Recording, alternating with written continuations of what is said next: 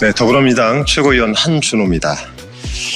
오늘 이 자리에서는 이재명 대표에 대한 살인적 테러를 희화화한 안철수 의원에게 그 책임을 무겁게 묻기 위해서 기자회견을 자청했습니다. 내란 수계 윤석열의 12.3 비상계엄 그리고 탄핵으로 대한민국은 매우 어려운 시기를 겪고 있습니다. 이럴 때일수록 정치는 국민께 빠른 정상화를 말씀드리면서 시국의 안정을 약속드려야 할 것입니다. 하지만 내란 수계 윤석열을 대통령으로 세웠다는 사실 하나만으로도 국민께 사죄드려야 할 국민의힘은 이 혼란을 되려 가중하고 가속화하면서 당리당략에만 몰두하고 있습니다. 어제 안철수 의원은 SNS 메시지를 통해서 이재명 더불어민주당 대표를 향해 씻을 수 없는 막말을 쏟아냈습니다. 특히 지난해 1월 2일 이재명 대표에 대한 중대한 테러 범죄를 두고 목을 긁힌 뒤 죽은 듯이 누워있는 이재명 대표라는 표현을 썼습니다. 이는 이재명 대표에 대한 살인적 테러 행위가 마치 자작극인 것처럼 표현하면서 희화하고 일생의 트라우마까지 안고 살아가야 할 피해자를 조롱하는 2차 가해 행위입니다.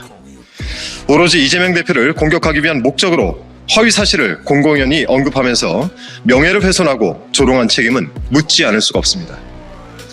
이 같은 막말에 대해 한 언론인이 전화통화로 해명을 요구를 하자 안철수 의원은 신문에 있는 그대로 썼다라면서 그 문제적 발언에 나름대로 근거가 있다는 주장을 펼쳤습니다.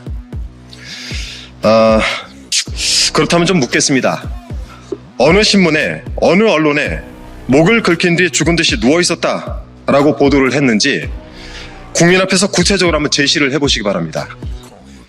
안철수 의원이 인용을 했다는 그 언론 보도가 실존을 한다면 정정 보도를 언론중재위원회에 반드시 청구해서 사실관계를 바로잡도록 하겠습니다.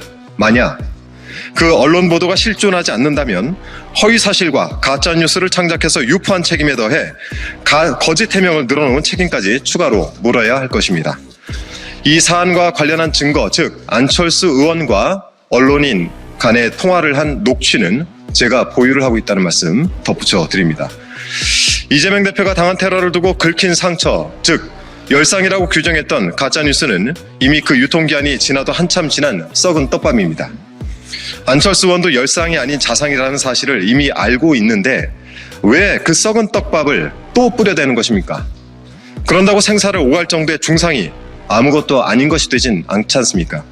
2024년 1월 14일 안철수 의원은 SNS에 올린 글에서 분명히 자상이라고 언급을 한 사실이 있습니다.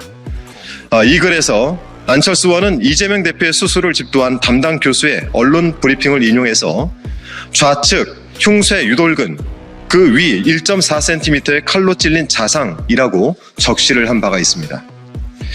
자상으로 알고 있는 과거의 안철수와 열상이라고 주장을 하는 지금의 안철수가 싸우는 꼴이 지리멸렬합니다.